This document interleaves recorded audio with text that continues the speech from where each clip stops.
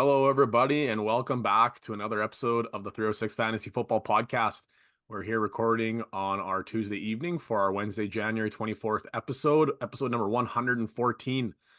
We'll be going over some fun little questions here, something a little bit different than our normal quick question of the week, and then we'll kind of get into the standard of our NFL playoff push. We got our studs of the week, playoff pick'ems, and then our DFS lineups.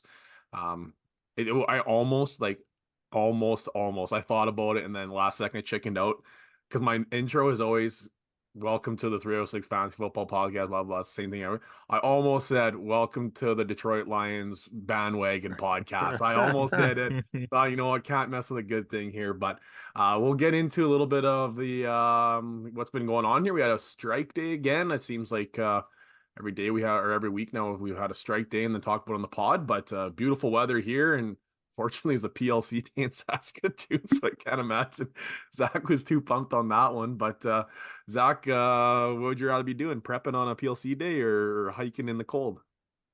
You like the Detroit Lions? I No, had no idea. You no, never talk about it. I just jumped on the bandwagon. Seems like a fun team to cheer for. Yeah, I would imagine so. So it was actually it was a PD day for our elementary colleagues. At the high school, we would have had students, so pour one out for the elementary teachers. They got the definite short end of the stick, but thankfully for everybody, it was really nice weather. We were out there for 2 hours this time, and yeah, I was probably overdressed.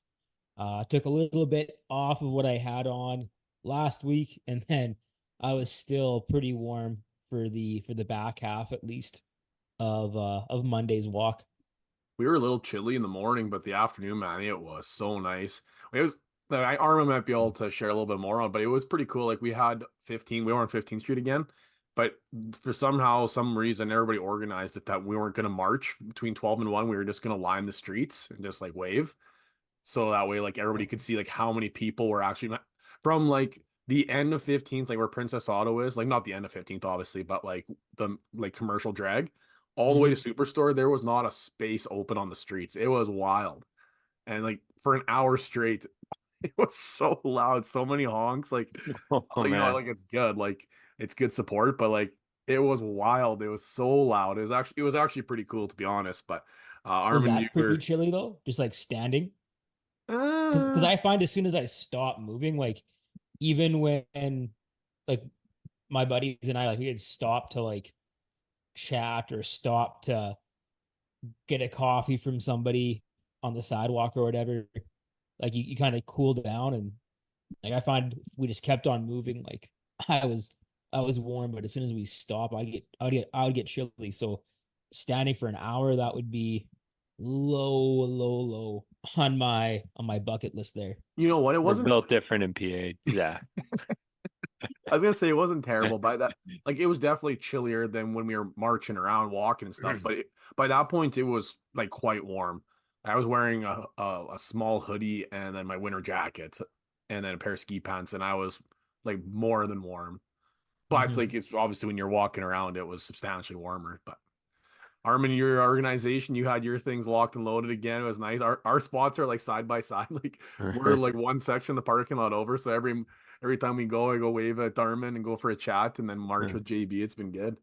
Yeah, it was really good. Got my staff there organized, and we got in and out with the signing in and out stuff, so that was great. And yeah, that it was powerful how many people were shoulder to shoulder there, actually, like you were saying, like incredible. And and like you said, it wasn't actually that cold. I didn't have many layers on and I felt great all day. The worst was actually with the beard, you guys don't have this problem.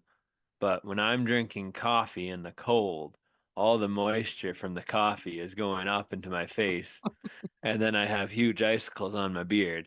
So I just decided after the first cup of coffee not to pick up any more coffee because I just would end up with these huge icicles hanging from my face for the rest of the time until I found another spot to stop indoors to warm up just a touch. So or go to the bathroom. So, but also hosted a tournament this weekend. It was our first tournament that we hosted this year, and we're gonna host another one in a few weeks here. But came away with the gold. It was a pretty fun tournament. A bunch of junior teams came up, and I gotta give a shout out to the team we played. In the final there, Lumsden, their junior program there is looking pretty good. They actually had some pretty good athletes for a small town. To put up as big of a fight against us as they did was pretty incredible. They were actually winning at half, and we just we went red hot from three, and we won by 40. So that was Fun fact about Lumsden is they beat St. Mary in the provincial finals in 2011. Fun fact. oh, there we go. Yeah, they got a good program there. 2011. Now I know who would have been there in Yep. 2011, Yep. and that's why they won. Oh, he was unreal. And they shot the lights out from the 3-2 that year. Yeah, but yeah, it was a fun game, and yeah, they took it to us for two quarters, but yeah, like I said, we were losing at half, and we ended up winning by 40. We just couldn't miss in the second half. I had a kid that was 0 for 3 in the first half from deep, and then he was 4 for 4 in the second half from deep. It was wild how fast it turned on us there. So it was fun, and it was a great weekend. Really tired, but had a great weekend. Absolutely. Well, I'm going to take offense to you said that we don't have beards. Obviously, you have been paying attention to the 14 hairs. My playoff beard has been coming on thick here. Even during I got a couple icicles that were hanging off the 4 hairs I have on my mustache. So I take serious offense to that there, Armin. We'll get things going here. Couple reminders. The charity bracket challenge is going live and well. We've got one team standing strong in first place with, I believe it's 9 points. Matt Roberts sitting with 9 points. And then we have a 3-way tie for second place between myself, my wife, who always seems to be in the top 3. It seems like every year in the bracket challenge, and then Darcy Barron. After that, it's a tight race with a lot of teams tied. So charity bracket challenge is going live and well. And then a reminder, the Super Bowl watch party. Mark your calendars there. Super Bowl Sunday. Make your way down to Prince Albert at the Rock Trout Events Center, and we'll be doing the same old. This is our 3rd annual Super Bowl watch party, so we're looking forward to this one. And great prizes. We've talked about it all the time. Great prizes, great treats, great snacks, great company. We got the projectors, the big TVs, and everything, a whole 9 yards. It's a great time. So we got get yourself ready for that one. And quick question of the week. This one's a fun one. Can't believe we haven't thought of anything like this along the lines, but it was the question was, you get one free jersey. Okay, someone's gonna buy this jersey, you'll be able to go get you one, but it can't be from your favorite NFL team. So what jersey would you pick? We'll start with Zach. Sure. This was actually tough for me because every player I thought of was like, oh no, that guy's actually a Patriot lifer. Can't do him. So I settled on kind of more so the team, the jersey that I thought was the coolest, and then I kind of reverse engineered it from there. And I went with the Kelly green, which is a very, very popular, very, very well liked Philadelphia Eagle jersey. I approve that. I'm sure if you don't know the reference to Kelly green, look it up and you'll be like, oh yeah, that's that one. That is the sickest jersey in the NFL. I always enjoy when they bring it out. And I went with the Kelly green Jalen Hurts jersey. Who was it? I was trying to Google it and I can't find it here. Who were they playing? Both teams had the throwbacks. They had the Kelly Greens, and the other team, was it the Seahawks? If it was the Seahawks, I really wish I would have seen that game, because if the Seahawks had it was the team that had the their throwbacks. 90s throwback, oh my goodness, that would have been like super, super cool, because both those jerseys are really awesome to look at. I'm having a hard time trying to find it here. So Armin, you toss up your jersey picker. I'm gonna do some deep dive and see if I can find it. But I'm sure it was the Seahawks, but it was another team that had some pretty sick throwbacks.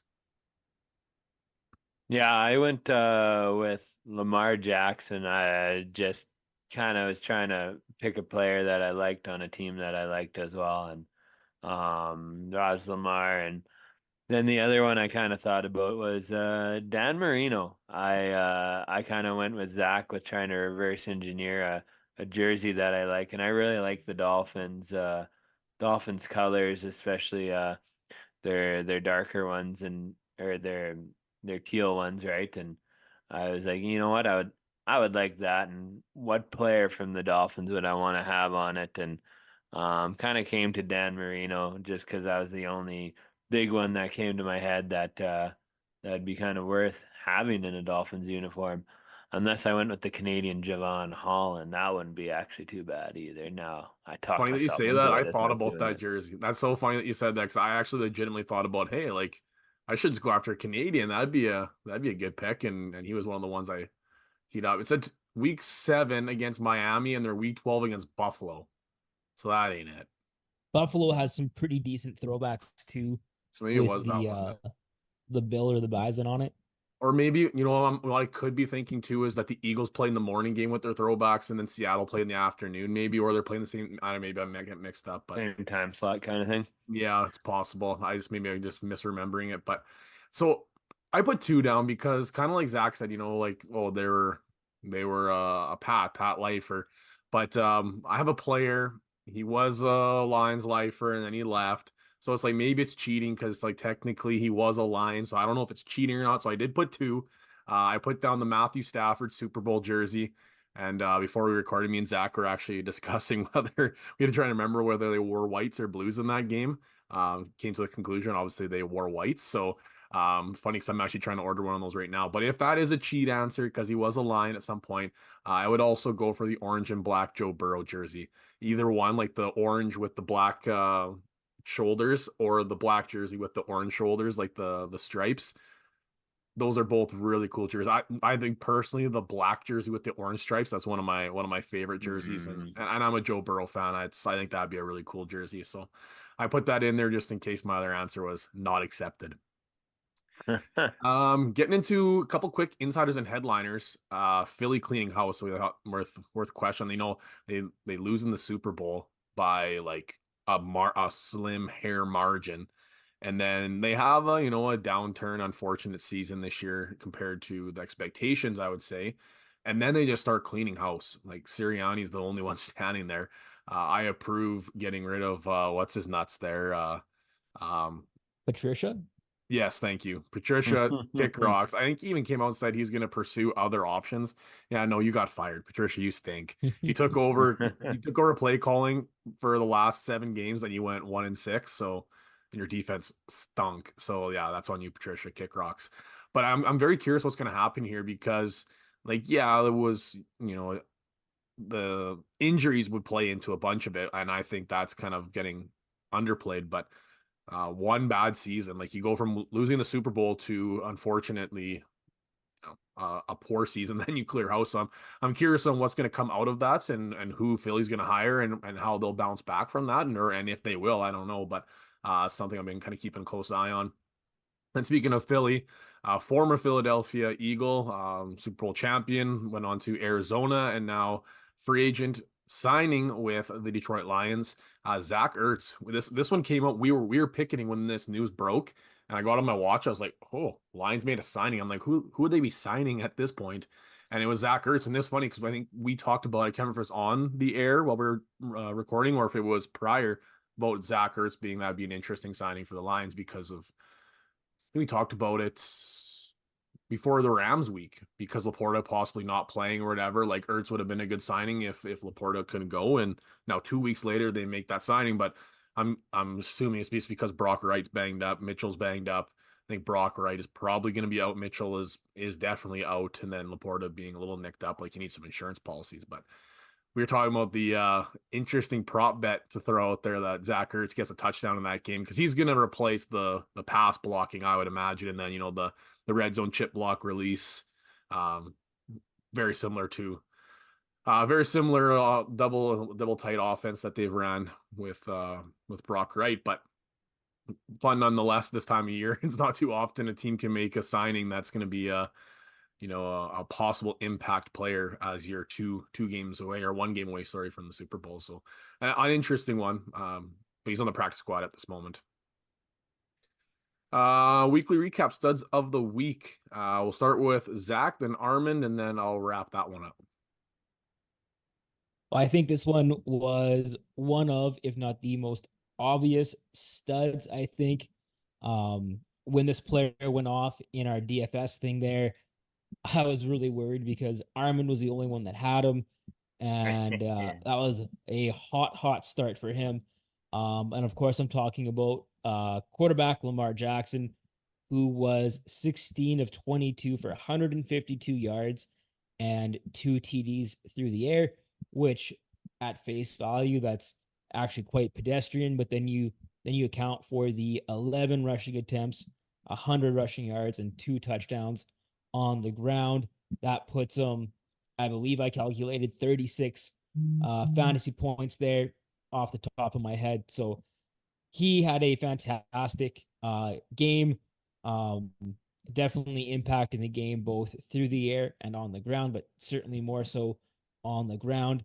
And I think this goes to show that if he can stay healthy and if he can continue to impact the game like this, the Ravens are going to be a really tough out this week, and I believe in 3 weeks in the Super Bowl, because it's really hard to defend somebody that can move the ball through both ways.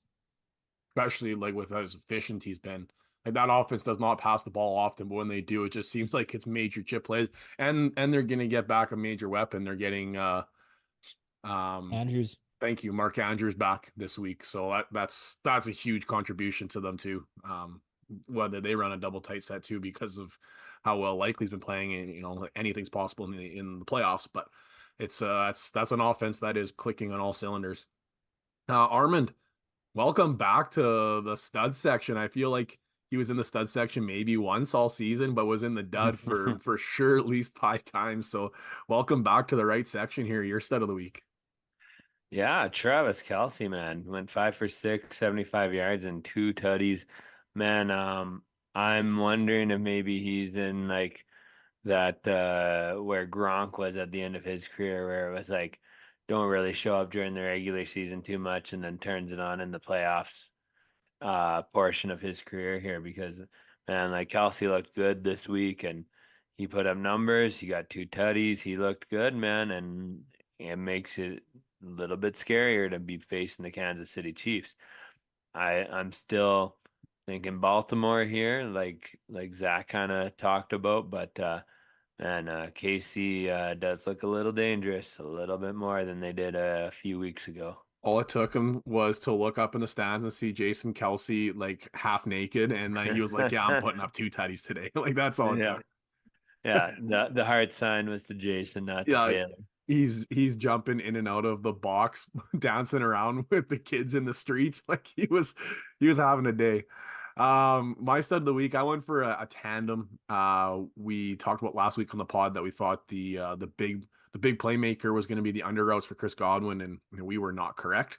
It was Mike Evans, and Mike Evans was just like unbelievable. So I went with Baker Mayfield. I thought, part of it was that I thought he played very, very well. Surpassed a lot of expectations for not only myself, but for a lot of people. And he played himself into some good money and a contract next year. He was kind of up and down throughout the entire NFL season, but down the stretch here, he's been playing very well. And I thought he played tremendous. 41 attempts, completed 26 of them for 349 yards, 3 touchdowns, but then also 2 interceptions, the one that iced the game at the end, and then one in the opening drive, which I didn't think was his fault. It went straight through Mike Evans' hands, popped up in the air, and then was just basically a party ball at that point. But I thought he was tremendous. I'm interested to see where he's going to end up, whether he stays in Tampa or if he, goes and chases some money and signs somewhere else on a bridge contract for some teams. But I thought, he's for sure going to be, he played himself into a decent contract. And then obviously Mike Evans, like I mentioned before, on the other side, 8 receptions, 147 yards, and 1 touchdown. Both played very, very well. And it's kind of the same song and dance right now as our conversation we had against the Rams, where it's just the passing offense is tremendous. Big receiving game. But once again, they're holding the running backs to very minimal yards. I believe I have to double check this. I believe maybe it's once, but for some reason I think it's zero. That the Lions have not given up 75 rushing yards once this entire season to a single running back. There might have been like a tandem situation where a guy got 50, another guy got like 40 kind of thing, but not one running back has been over 75 yards. I gotta vet that. I think maybe it happened once, but it's it hasn't happened in the playoffs. And even Rashad White had a great game, but most of that came in the check down game. So I'm going to talk a little bit more about that here in the upcoming segments on my thoughts of the defense. But regardless, the Bucks gave it a go. It was a tester and a little bit more of an emotional roller coaster than I was mentally prepared for, but a W nonetheless. Playoff pick'ems. We've got a tight race here. 1 point separating all three of us in different directions. I'm in the middle. Zach down 1 point the other way, and Armin 1 point up the other way. So I'm sitting at 7-3, Armin 8-2, and Zach at 6-4. And we're all, I'm gonna guess, get 1 point some way or another here. It seems like kind of got a hodgepodge of our pick'ems, but the championship set, AFC first, 2 o'clock start, and then the NFC at 5:30. It's all Central Standard Time for depending on what time zone you're listening in. We got Baltimore will be hosting Kansas City, and then San Francisco will be hosting Detroit. So we'll start the AFC, the 2 o'clock game. Armand, you're in the lead, so we might as well start with you here. Baltimore, KC. You always said don't bet against KC, but is this the moment where you're looking to maybe pivot? I am pivoting because if you remember last week, I said Baltimore is the only exception to that rule, and they're playing Baltimore. I think Baltimore is just too much of of a complete team for KC to handle. They have just as good of a defense as KC. They have just as good of an offense, and then their special teams are better than KC, I think. So it'll be a good game. I'm excited to watch this game. I'm gonna be glued to the TV during probably the whole game if I am able to. But I think Baltimore is going to eventually come out of this game victorious just because there's just war of attrition. There's too much there. They got a little bit more juice than KC does. So Go to Zach here. Zach, are you picking Baltimore or KC in this one? I think if in your bracket, do you have Baltimore winning or do you have San Francisco winning? I'm trying to remember. San Francisco. Fran. Yeah. Okay, Yeah. so Baltimore, are you going Baltimore with your bracket or are you pivoting? I am sticking with the bracket and I am siding with Armand. I am taking the Ravens over the Chiefs. I think this comes down to probably two factors for me. Number one is the rushing game. Baltimore is, I think, like number 3 in the league in yards per rushing attempt, while the Chiefs give up the 25th most rushing yards per game or per attempt. Pardon me. So I think that's going to be a big factor there. Whether it's Lamar or any of the half dozen running backs that the Ravens utilize. And then again, I think this will be the second road playoff games in Mahomes' career. While Mahomes is like a fantastic quarterback, obviously fantastic player, I can imagine that stadium in Baltimore is going to be rocking as the Ravens have been on that doorstep a few times, but this is their chance, I think, to cross over and make it into a Super Bowl. I don't know. I bet against KC last week. I look like an idiot. I wanted the Bills, but I was wrong. I'm not even betting logically. I think at this point I'm betting what I want because I want the season to start Lions KC and I want to finish Lions KC. I'm very curious if that's ever happened in NFL history before. I'd have to do some deep diving to figure that one out, but I think that'd be a lot of fun. I think the script writers would love that one. Possible revenge game. Who knows on that one? But I just feel stupid being on the wrong side of case. They just keep finding ways to win, and sometimes it's all of a sudden their offense gets it figured out. Sometimes it's their defense. Like they shouldn't have won that game against the Bills. Bills literally just figured out ways to lose it. Unfortunately, it seemed like, at least from the way I was watching. But I'm gonna go KC just because I think it's contrarian to what the people believe and people want. Everybody wants the 1-versus-1. It'd be pretty neat to see a 3-versus-3 setup. And the fact that if it is KC in the final and it is Detroit in the final, like there's nobody cheering for Kansas City, like nobody. So if that's the Super Bowl and we're at Rock Trout, 99.9% of people are with me, and I'm not getting yipped for cheering for the Lions. So that's kind of where my head's at on this one, at least. So not thinking too logically, I'll tell you that much. And then we'll go to the NFC. So AFC, we got Zach and Arm in Baltimore, and then I'm gonna go KC on that one.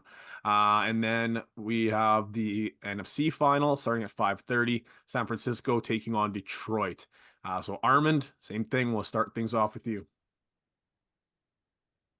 Jordan, you'll be happy to hear I've turned into a believer. I have About jumped on time. the bandwagon. About I'm time. cheering for Detroit. About time. No, I'm picking Detroit for this one. This is the first time I've come off the bracket that I made in these picks. So it really comes down to me with watching San Fran this last week, and something just doesn't feel right. They don't seem like themselves. They don't seem like the team that is destined to go to the Super Bowl, whereas Detroit is looking more like a team destined to go to the Super Bowl. They're getting hot at the right time. When it mattered most is when they really took it to Tampa Bay. Like, it was a tight game most of the way through, eh? And right near the end, when it mattered most, like Tampa Bay could not stop them, and they executed and won. So Detroit, I think, just seems that much more determined to get there. Like, it's been, yeah. I'll let Zach go next, and then I'll kind of share my 2 cents on what I think. But Zach, where are you going with this one? I am, unfortunately for you, picking the Niners for a few reasons. Reason number one is the difference in the passing game. The Niners are they are fourth in the league in passing yards per game, while the Lions give up like either the 30th, like they're bottom 2 or 3 in the league in surrendering passing yards to the opposing team. That's last reason number one. Reason number two, I don't expect it to be a torrential downpour this week in San Fran. I could be mistaken. I haven't checked the forecast, but that rainstorm looked like a anomaly. And last but not least, the NFL script was written back in November when they released the Super Bowl logo. The logo has the Ravens. The logo has the Niners. Maybe if they had baby blue or silver in there, I might have went with the Lions. But that script is written. It's sealed. It says it's supposed to be raining on Saturday, and Sunday is overcast and 18 degrees. So if that rain gets pushed into Sunday, Zach, who knows? Yeah, and a team that plays indoors is ready for it, right? Big time. Big time. It's just gonna go to the ground. Okay, I'll ask you another question then. If Deebo Samuel doesn't play, does that change your perspective? From what I've heard, it looks like he is gonna play. Yeah, him not playing would be a big thing. But the script's written, man. Like, Juwan Johnson's gonna have the game of his life. What do you want me to tell you? They Brock I'll be honest. Purdy's I'm more running naked boot for 40 yards every play. Who knows? Brock Purdy, I'm so sure. I'm more confident in this game than I was against the Rams. I'm putting it that way. That's how more confident I am. Rams, you heard it here on the podcast. I was not confident. I was genuinely concerned about what that passing offense was going to do. Now, I truly believe the Detroit Lions are going to keep CMC under 100 yards. Not all-purpose yards, 100 rushing yards. Like, if he gets going, it's going to be through the air. I believe Deebo Samuel is either going to not play. It's a true 50-50 is what they're saying. And if he does play, it's going to be more of a decoy and very limited touches, because it said he doesn't have a fracture, but he's in just an incredible amounts of pain. So to me, that screams decoy, crosser routes, and just trying to create if the Lions lose, they're going to lose to George Kittle. That's the guy that's going to beat them. on those intermediate receptions, and then yak yards to follow. The Buccaneers tried to get Cade Otton doing that, and defense kept everything in front of him. I think Otton ended up with 6 receptions for about 80 yards, give or take, and then he had a touchdown as well. Now, Kittle is drastically better than Cade Otton. So I think if the Lions lose, that's who they lose to. But I put a bit of hot take. I was talking to a buddy, and I said, I'm going for a hot take here. My hot take is that Deebo Samuel either A, doesn't play or gets knocked out real early. And my other hot take that's added on to this, like it's a combo here, is that Brock Purdy's going to throw 2 picks, minimum 2 picks, and the Lions are going to win. The Lions are going to win. If you watch these last 2 games, the amount of players on the Rams and the amount of players on the Buccaneers that don't finish the game just because they're just beaten up, constantly beaten up by this ground and pound physical team, like that's the identity of this team. When the first interview of Dan Campbell 3 years ago, that was going to be identity of just tough physical football, and nobody's going to have more heart and more, more effort than we are. There's going to be teams more skilled. San Francisco more skilled. You betcha they are. But the Lions are going to beat them up. I think they're not prepared for how physical that game's going to be. CMC is a little nicked up, whether he got healthy in the last 2-3 weeks from his week 18 injury. Deebo is incredibly injured. I think this one is going to surprise a lot of people. I'm gonna add this. I think it's criminal that they put San Francisco as plus 7-point favorites. Like, to me, that is like easy money. Easy money. If Detroit loses this game, they're not getting embarrassed. I'll just tell you that much. And I would be as bold to say that the Lions might win this game by 10 points. Now that is hot take. Throw everything I've thrown in there to might be the spiciest take I've put down all season, all podcast career lifetime. Okay, I'm putting 100 on the spread right now. I think that's easy money. And to make matters worse, this sweat is going to be unbelievable, guys. Like, I'm nervous already, and it's like the game is not for another like 5 days. But I put a futures down at the start of the year, $40. And then I put down, like, for those of you that aren't familiar with betting, there's like, it's called like an E/W or whatever. It's basically like an insurance policy. If you put down, like, you double down your bet, then it gives you like both options, but you got to get there kind of thing. Like, I picked them to win the Super Bowl, but then if they lose in the Super Bowl, I still get the pay. Like, it's like an insurance policy, but if they lose in the conference, it's worthless basically. So I put down, essentially it was an $80 bet, but what really it is a $40 bet for the Lions to win the Super Bowl. So if they beat San Francisco, I win $2,000.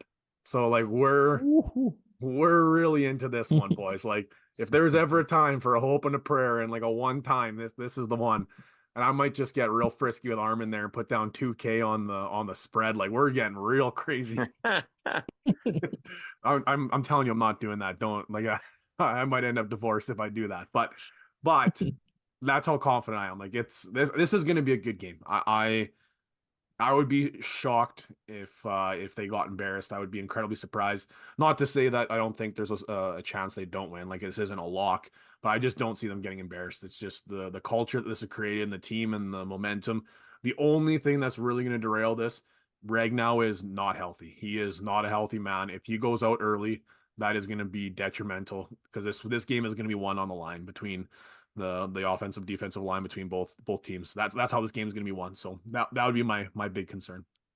Anyways, that's going to wrap up my spiel of the Detroit Lions for at least this moment in time until we get the ball rolling here again in a second. But we will get the next portion of the episode up, and okay, so we'll get things going here. We got our FanDuel. Zach with another win. This one was tighter. I think Zach got me by 3 points. I think it ended up being maybe 2 points. It was a tight race. It was tight. I think the Pacheco touchdown is what was the nail in the coffin there, because between Pacheco actual touchdown and then the points against my Bills defense, even though I think you had the same Bills defense, but that was the big swing there. We had a nail biter, but Zach got 2 points there. I got second place, so I got the 1 point, and then Armand with third place did not get a point this week. So Zach 4 to mine and Armand's tied 1 point. I still got 2 weeks left, so lots of things can happen here, but looking like Zach's going to repeat himself here with a couple big wins right out of the gates.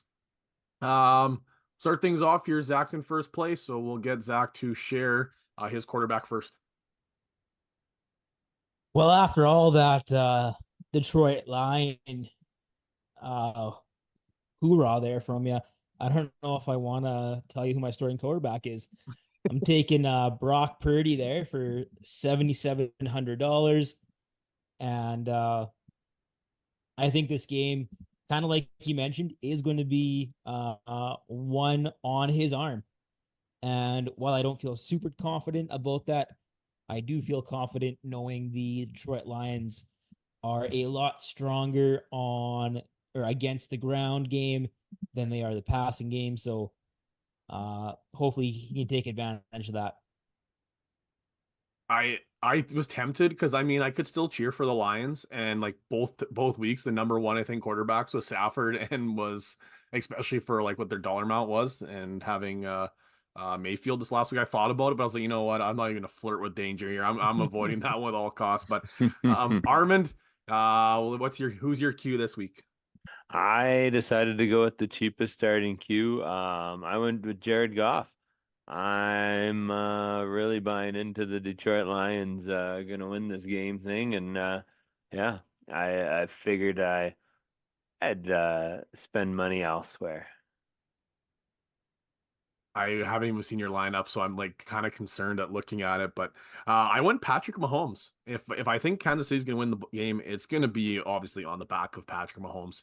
And for the most, like 7,500 for Patrick Mahomes was like I thought incredibly cheap. He was, I think, the second cheapest option. I think Purdy was the second most expensive. Correct? I think Lamar was 8,000 if I'm not Yeah, mistaken. But I yeah, went with Mahomes 7,500. I thought, it's hopefully gets a couple rushing touchdowns. He in the big games like last year, even with like one ankle, with one foot, he still rushed for I think it was 45 yards in the AFC Championship against the Bengals. So like he's healthy. He's gonna rush the ball as much as he possibly needs to try and stay in that game. So Mahomes it is.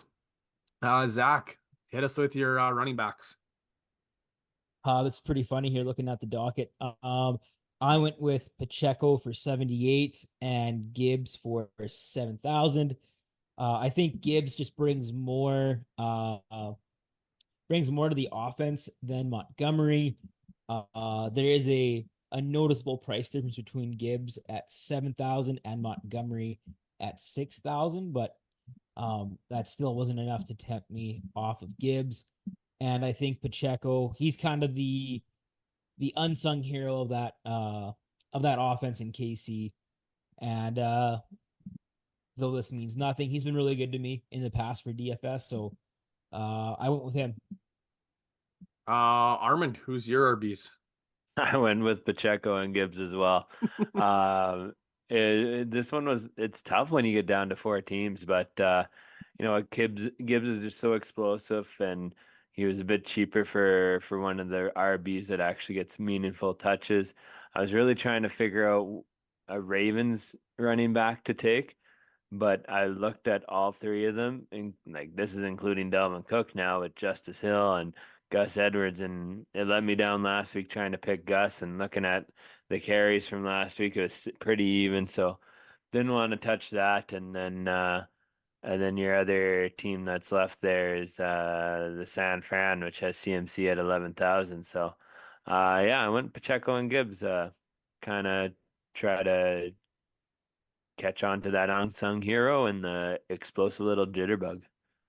I'll save us some time here. I went with the exact same running backs. I went to two. There was like looking at the different running backs and the price gap, and the evaluations of how much Fab is going to cost you in comparison to the actual players themselves. These were the two easy picks. I thought you could have went with something a little bit aggressive.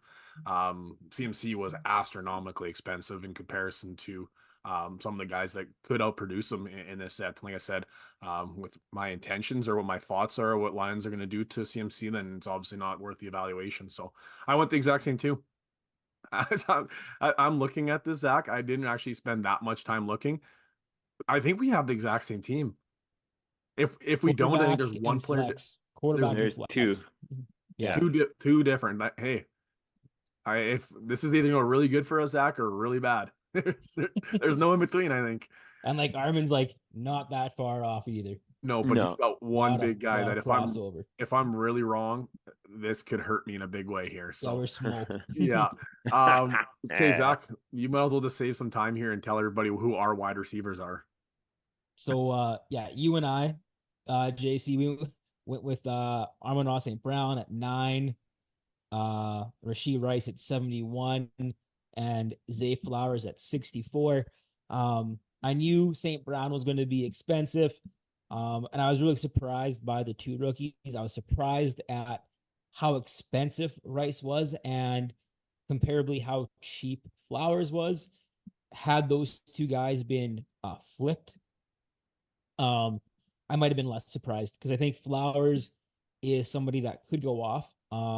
Saw quite a bit of targets there by Lamar. So I like all 3 of these guys, and I'm really happy that I was able to get all 3 of them in on my budget.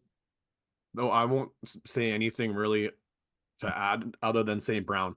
He was the one that he could have costed 11,000. I still think I was getting him in the lineup because I was going back and watching some of the line stuff, and one of the analysis talked about when the lines are pressured, like when they get a lot of pressure. And you saw this last week, not so much the week prior when the Rams didn't pressure him as much. He wasn't involved as much. But then when a team like Tampa Bay pressures you so much, the scapegoat and like the safety blanket is Amon-Ra. Whenever Goff feels some pressure or team pressures him a lot more, he's hyper targets Amon-Ra St. Brown. So I was like, okay, is that true? I went back and watched teams that pressured him lots. Amon-Ra had big games. Teams where he had time in the pocket, it seemed to be more spread around, Laporta in the soft spots or Reynolds deep or Williams deep. Those other players were getting involved. So I was like, well, you know what? I think they're going to pressure him. Like for sure, San Francisco's going to try and rattle him, pressure him, and get some pressure.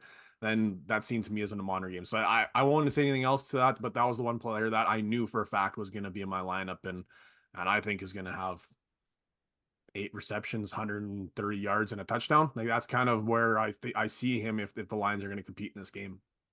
Armand, your wide receivers. So I have Rashee Rice and Zay Flowers as well. I was really bargain bin hunting here at the wide receivers. The biggest name that is the most dependable is Amon-Ra, and I was trying to figure out a way to get Amon-Ra on my team. But when you see my flex, you can see why it was a struggle, and I don't think it would have been possible to do it without having some real scrubs. And when you hear my last wide receiver, like he's a little bit of a scrub, but like he can at least have an odd game where he gets me points. But I would have had to put a scrub in the lineup that was like guaranteed 0 points to get him on and CMC. So Marquez Valdes-Scantling is my 3rd receiver at 4,800. Just kind of hoping that he gets a 1 deep catch or a touchdown or something like that to at least salvage a little bit of that roster spot. Yeah, when you say your flex, like literally that's gonna make her if he has a bad to average game, you're in trouble, Armand. But then if he has a huge game, we're really in trouble, me and Zach. Your tight end, Zach.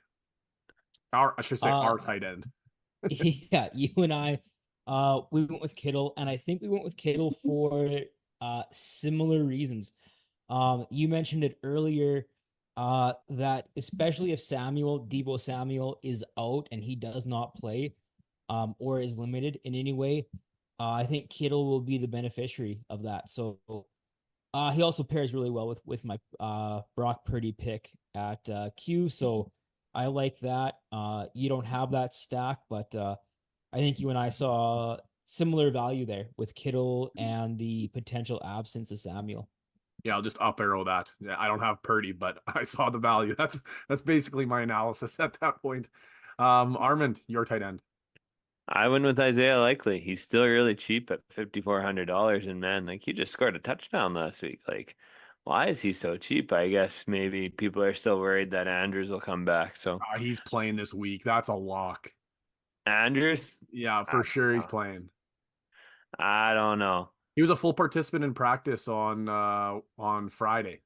Well, on the DFS, he still has an IR beside him. What danger? Yeah, I guess flirting with danger here. Yeah, just all for my flex. Let's All for just my flex. let's just rip the band-aid off here, Armin. Just tell us your flex. Just rip the band-aid off. Why? If you were paying attention, I did already say his name. CMC. Yeah. I took CMC at my flex, $11,000. Um, yeah, I'm still picking Detroit to win, but doesn't mean CMC can't go off. And that's the key to San Fran's success. And if Debo Samuel's hurt, I mean, yeah, CMC could go off. So there we go. That I think you have the three most expensive running backs possible this week. If not, it's very, very close. Yeah, I was hoping you guys wouldn't take Pacheco and Gibbs as well, like you bastards. Yeah, we were just hey that was easy money there. Zach, your flex. This is a sneaky one. I actually was kind of flirting with this idea too, but I think he has the potential to be a difference maker this week. He is not who I wanted. I wanted oh shoot, I said his name like 3 times already. Wide receiver from the Niners. Juwan Jennings. Yes, thank you very much. He He's was who I in my wanted. lineup and I pulled him out. He's like $300 too much. And just as we were going through this, I was flirting with different options, but I'd have to make some wholesale changes. So I went with JMO Williams out of Detroit. He's somebody that could put up like a stat line of like 1 reception, 17 yards, and that's it. Or he could put up like 3 receptions, 110 yards and a tutty. And I'm really hoping we see that this weekend. Yeah, me too, to be honest. Not in my lineup, but me too. um, I went with MVS, similar as Armin. He's a $4,800 option, very cheap. I really could have put Juwan Jennings in that spot, but I have the Mahomes pick, so I really want like that offense to be clicking. I got MVS, I got Rice, I've got Pacheco. I picked KC to win the game, so I'm hoping they do, but that's a lot of eggs in a basket that hasn't been putting up a lot of points. So I am a little bit concerned about this lineup, but it'd be a fun one if it hits for sure. So anyhow, we got 2 more weeks. With 2 more weeks of DFS. The next DFS one, it's a little bit different. There's only 5 picks, but you can pick a captain that's worth 1.5 points. It's fun when there's only 2 teams left. It's pretty difficult to get a 9-man roster or a 10-man roster, whatever we got here, when there's only 2 teams. Oh, even with the 4 teams, then man, this is it's tough hard with enough. how similar all our rosters were. Yeah, Holy. it was difficult, especially this one. Like there were some clear picks. Like there were some easy ones. Last year was a little bit harder with, there's the Bengals, there's the Chiefs, there was Philly, and then there was San Francisco. So there was like a wide variety of talent, where this one is kind of like, singled out, I should say. But anyways, that's going to do it for episode 114. Join the sweat with me here, everybody. Get on the bandwagon. Let's get the Lions in the Super Bowl. Like, if you want to see a grown man cry, let's get the Lions in the Super Bowl. Like, this is going to be a fun ride. Keep riding the roller coaster. I was talking to a few buddies and I said, you know what? Like, my expectations are surpassed. We got the first one. That was just, a lot of fun. And playing with house money now, where it's just like, hey, just enjoy the ride and whatever happens, happens. We're not the favorites. We're the favorites in the first 2. And now let's go break some hearts. The San Francisco back-to-back NFC champion losers is what I'm really hoping we're gonna hear. But anyways, that'll do it. Thank you for listening, everybody, to episode 114. Keep in mind, we're coming up to that point with the Super Bowl watch party. If you want to just donate anything, whether it's prizes or you want to just donate money to the cause, you want to be there and support us, whatever. It's starting to get in that time where we're a couple weeks away here, so your support would be greatly appreciated. We love it. We'd love to see you there, but if you're unable to make it, just your support helps us. It's what we do this for. It's to help charity. So anyways, thanks for listening, everybody. Enjoy the last week with multiple football games until the start of next football season. It's wild. But enjoy some football. Hopefully whoever you're cheering for wins you some money. Hopefully whoever you're cheering for gets to the big dance, and we'll talk next week. Talk soon, buddy. Everybody, thanks. Bye.